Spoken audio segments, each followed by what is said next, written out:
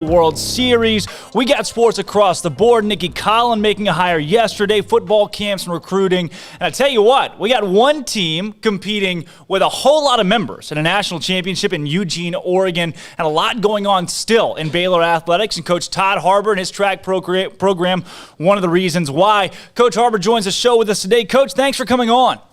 Thanks, Drake. Thanks for having me, Drake. Always a pleasure, Coach, and I know it's a big week for you guys kicking things off, but I first want to know, you're coming off of a regional setup and in College Station for you guys, where you had a plethora of athletes that qualified for the national competition in Eugene, Oregon. What has this last couple of weeks been like for you guys as you've rounded out your outdoor season? Well, we had a good showing down there at College Station, and it's just kind of getting them all ready. Track and field, we're an individual sport, and we approach it that way. So you have some that are coming off of injuries that you're trying to get back a little bit of shape. You're having some that have been very healthy, and you're trying to make sure they're rested up and freshened up a little bit. So it's very individual how you approach the last 2 weeks. But we've got a great group up here. They're ready to go, and I think our health is pretty good. We got a couple that we had to kind of nurse a little bit back after regionals, but I think we're in pretty good shape, and we start tomorrow with the men, but I think we're ready to have hopefully a good showing up here this weekend. It's an incredible facility, and we're very excited about being able to compete up here to Oregon. Well, Coach, you've got a long week ahead of you going through this weekend with those athletes there in Eugene. And I'm reading down the list here of all the Baylor athletes that'll compete. Like you said, starting tomorrow, going through the women on Saturday. For you, though, I'm reading here, you had mentioned to those, it's a talented young group. You got a younger core, players that may not have been on this scale yet that are competing for the first time in national championships. How do you handle it? Being in many yourself so far with athletes who haven't been there? I think, again, your veterans, we've got a good group of veterans as well. We do have some young ones. This is their first time. But we've got a group of veterans that'll show them the way. And, these athletes have all been in major competitions all season long. So I don't think the stage will be too big for any of them. I believe they're all ready. A lot of the young ones are All-Americans already from the indoor season, or all Big 12 champions. So we've got a good mix of veterans and young, and I think the combination of the two will be great. I said this facility is incredible. I'm actually going to be up here for the next 3 weeks because the trials start a week after. So I'm going to just stay here. We've got a good group that are going to be hopefully here ready to roll in another week or so for the Olympic trials. But it's an incredible venue. A little bit different from what it used to be like here in Eugene. My first trip here was in 1978, so 43 years ago. NCAA is my freshman year, so we've been here a few times. It's a great place. They love track and field here, and so I know our athletes are very excited about the chance to compete up here. Well, Coach, for you being up there with this group of athletes, I'm looking up and down this list, and there are a couple of names that really just scream off the page for me that we've had on the show or talked about before. The first being Aaliyah Miller and what she's done not just this year for your program, but going a couple years back. How big of a staple is Aaliyah Miller, not just for the women's track program at Baylor, but now in the country, as she just seems to tear through everything she does? Well, Leah's, you said she's a special young lady, and she's just been a joy for me to coach over the years, and I've known her a long time. Her coach used to babysit, her sister's coach used to babysit the boys, so we grew up in Waco together, and so I had kind of an in the recruiting way back when she was a freshman in high school, and so watching her progress and develop over the years has been really a joy. It hasn't been easy, as she stated many times. She's had some bumps and had to persevere and fight, and that's what you hope that you teach your athletes and through our sport is how to fight, how to persevere. And so I think Aaliyah is very well has done that, and is an example to so many of just don't give up, keep fighting, keep knocking, and good things will happen. And so she's ready to roll. She's coming off the indoor national championship, and she's ready to run another one here. I think some great races ahead of her the next couple of days. So we're excited about her for sure. Coach, you've also got an athlete, Nakira Nugent, that, what she's done as a freshman this season is unbelievable to me. Put in perspective for those that may not be familiar with the sport, how huge her performance has been for you guys this season. Oh, it has been, Drake. She's a special young lady as well, and it's been another one of my joys this year is watching her mature. I told her the other day, I said, Kira, I'm very proud of you as an athlete, but I'm even more proud of how much you've grown this year as a person. She's grown, and watching her grow in her faith, as Aaliyah has been really neat. And Akira had some bumps this fall, homes, Jamaica, long way from home, COVID. It was tough. And watching her struggle, it was really tough this fall. And Coach Ben Dalton's done a great job with her, as Coach Ford, and worked together to get her to a good place. But, we knew coming in she was special talent. She broke the world youth under 20 record. So she was a talented young lady, but just having to endure what she had to go through with the COVID and all of that, and just watching her step up on the big stage indoor. She won the 60 hurdles indoor right before Aaliyah stepped on the track. And so those were two back-to-back national championships. So it was really pretty cool. My emotions were just, wow. They celebrated Kira's, and here's Aaliyah getting ready to run next event. So that was pretty special. But her 100 was amazing down there we knew she was that fast, but to watch her run 11:09 down there at College Station, she's one of the fastest hurdlers in the world, actually. And so to have that kind of speed and to be able to continue to develop as a hurdler, nothing but greatness is in front of her. And so she's just a special young lady and special talent. Well, both of those names have certainly been huge when it comes to Baylor track. And like I said, across the nation, when you talk to people about, hey, who are the competitors to watch out for, it has been Akira Nugent and Aaliyah Miller this season. Coach, on the men's side, Baylor 400-meter U. Just what you and Clyde Hart and this program, it's always consistent. The 4x4 is going to be good. You just know it's going to be good.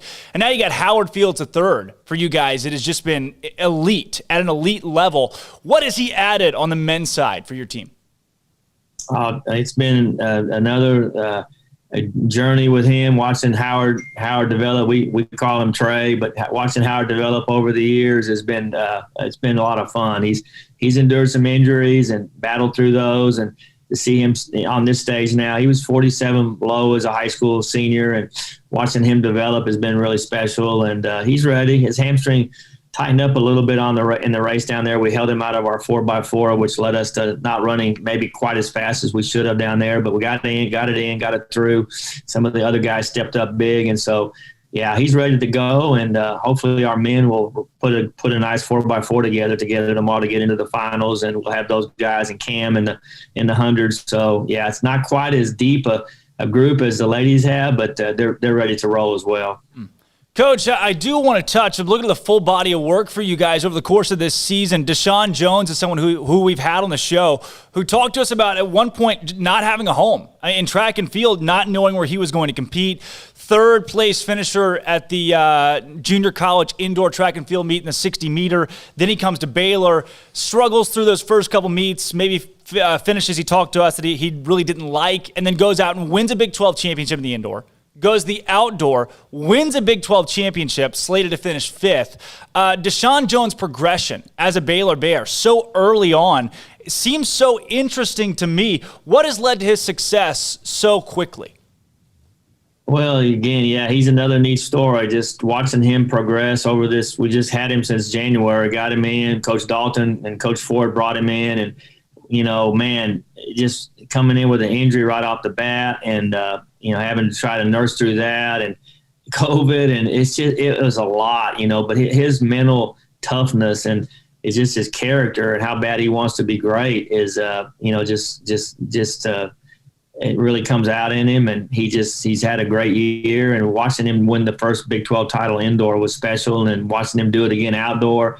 And I felt for him down at the first round in A&M because he was running a great race, would have been up here. But, in the hurdles, it's like life. You can hit a bad spot, and he knocked a trail leg. His trail leg, I think, was hurdle number 6 or 7, and just threw him off, and he couldn't recover from it. It was just too much. He hit it pretty hard, and so or otherwise he'd have been here. But he's had a great year, and expecting big things from him next year, even bigger. Coach, to mention too, you had an athlete in Casey Lightfoot who made the decision to go pro in the middle of the season, but for a guy like that, he signs a contract with Puma, he's going to get ready for the U.S. Olympics. To have had Casey, and we've talked to him about how he'll be a Baylor Bear for life, to have Casey in your program and have a brand that shows, hey, we've got guys and gals year in, year out that are competing at the Olympic level, what does that do for the brand of Baylor? Oh, it's great, that we want to be known as we're always going to honor the legend that Coach Hart built in 4x4 and 400U. That's always going to be who we are and a part of it. But we also want to be strong in those other event areas as well and have that reputation. And Brandon's done an amazing job with our vault crew. And, as a volunteer coach, he just makes so many sacrifices for those young people. And he did a tremendous job with Casey, helping him, reach the levels that he did indoor, becoming the best all-time indoor collegiate vaulter. And he's Tuesday Tidwell's a little walk-on girl from early Texas that just came and joined us. And here she is, was All-American, Big 12 champion. And Tuesday's ready to go. She's another one that may be flying a little bit under the radar right now. Of course, Aaliyah and Akira both did indoor. Nobody expected those guys to win national titles. But Tuesday's one that if she hits, she'll be competing for a national championship tomorrow or Thursday. And so she's ready to go. But no, we're always going to be grateful for Casey and what he's meant to this program. And yes, he will always be a Baylor Bear. And we would have loved to have him finish his career here and come out to Eugene with us. But we understood the decision he made, and we wish him nothing but the best. We'll see him up here in a couple of weeks for the Olympic trials. Well, Coach, as we're rounding things out, I do want to know from you, it's such a unique perspective that you get. A lot of these coaches in basketball, football, their COVID restrictions were set. And they didn't change very much as the season went on. There wasn't a vaccine. I mean, these folks were dealing with kind of the same monotony. For you and your program, though, you go your first indoor meet, and there wasn't a vaccine to that point. Things are locked down. And now as things have started to open up and change and alter and even in different states, like New Mexico was locked down for so long when states like Texas were open. What has it been like in the middle of a sports season to see so much change so often as COVID has really started to pull away from its hold on sports? Well, it's been just one of those you'll look back on years and just go, wow, you just fight right now. Everybody just fights and grinds and push through it, do what you have to do, even though sometimes you don't understand everything. Our trainers have just been incredible to watch what they've done, the sacrifices they made, the commitment they've made, to making sure that we're doing everything that we can to possibly keep our athletes safe and have an opportunity to compete. And so we're just thankful, very humbled, and very grateful for the opportunity that they've given us. And you can't say enough thanks to them. But, yeah, it has been different, starting back in January and then, got outdoors. It changed from indoor to outdoor. The restrictions were a lot tougher, obviously, indoor than they were outdoor. And so we get to the outdoor season, and you come up here to Oregon, you talk about state by state. And, I mean, down at A&M last week, there were no masks in the stands and pretty much no mask requirements. And people were still wearing them, a few of them. But up here, it's basically back where we were at probably 3 months ago, in Texas. And so everybody's wearing masks. Their athletes can not wear them when they warm up and compete. But, going in and out of restaurants, a lot of the restaurants are still locked down up here. So you're having to take the food to go and things like that. So it's just been kind of interesting to see how leaving Texas and coming to Oregon has been different. And a majority of our athletes have been vaccinated. We've got, a few that haven't, but a majority have. And so, we're in a good place, and it's just we're ready to go. Well, Coach, before we get you out of here, I'd be remiss if I didn't ask you, when you think about the full slate of college track and the history that it has, Clyde Hart's name is obviously near the top of the list of folks that have really built the sport up. And John McDonald is too, who we lost this morning, former Arkansas coach who had over 40 national championships to his name, 83 conference championships. What did John McDonald mean to you and this sport? He was an incredible man, and Randy Reyna, one of the Reyna brothers that ran for him. Randy, was texting me last night, letting me know he wasn't in good shape, and then he texted me this morning with the news, and so Randy and I were texting back and forth, and he was reliving stories with Coach McDonald, and of course I used to fish in a little place called Roaring River State Park just north of Fayetteville. I'll tell you a quick story. I wasn't recruited real heavily in high school. I played down at, football, basketball down at Port Isabel, and Coach Hart recruited me, but not many other majors did. And I signed with Baylor. Texas had offered me a part. But John McDonald, had he known about me, and after I won the national meet, after I signed with Baylor in June, I won the national meet, ran the best time in the country. Well, everybody's calling me, John, Oregon, everybody called me. I'd already signed with Baylor. But that would have been one place that I promise you I would have been at in a heartbeat. I probably would have been there over Oregon just because I love to fish about an hour north of there in a beautiful trout stream. But John, we were close. He got to watch me develop as an athlete. Niall O'Shaughnessy, one of his first famous Irish milers that came over, I ran second to him indoors my freshman year. And I remember John telling the newspapers, he said, that's the next great miler in the U.S. And I almost beat Niall in 1,000. And so we got really close. I think he really appreciated who I was. And I just got to know him as a person. He was a great guy, great man, loved his athletes, and just a special man. He's going to be missed. He's definitely going to be missed because he's definitely a legend in track and field and Arkansas track and field for sure. Well, Coach, I know it couldn't be more fitting than to have you on today, the day the news breaks, and be able to talk to you about Coach McDonald and what he meant, not just to the University of Arkansas and the state, but the sport as a whole. And his statue still stands outside at Fayetteville, and it will for all time because of what he's done to innovate in the sport. Glad that we got to take a second to honor him and his life. Coach, before we get you out of here, our Bear Games question of the day, as always.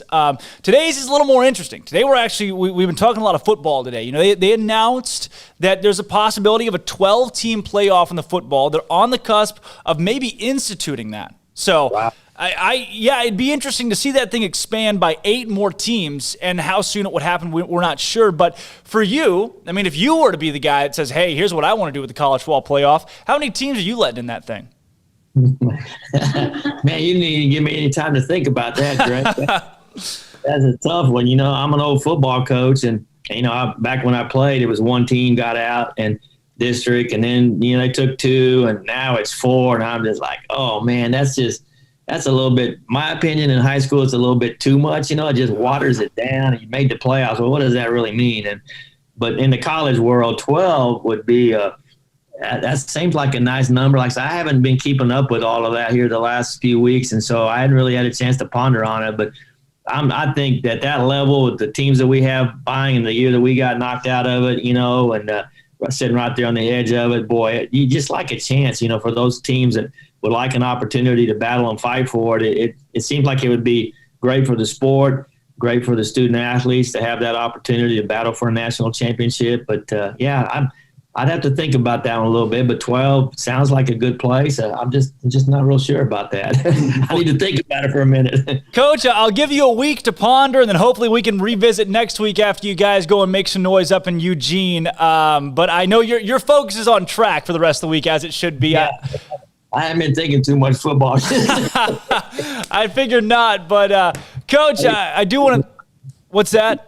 I'll leave that to Coach Aranda right now. Yeah, I'm sure his focus is on it while yours is there in Oregon. But Coach, I want to thank you again for coming on today. Always a pleasure to talk to you, and best of luck. Congratulations on all that you and your team have been able to do this season to sustain Baylor's success. Thanks, Drake. We're going to try to finish strong. Thank you. I love it. Absolute pleasure.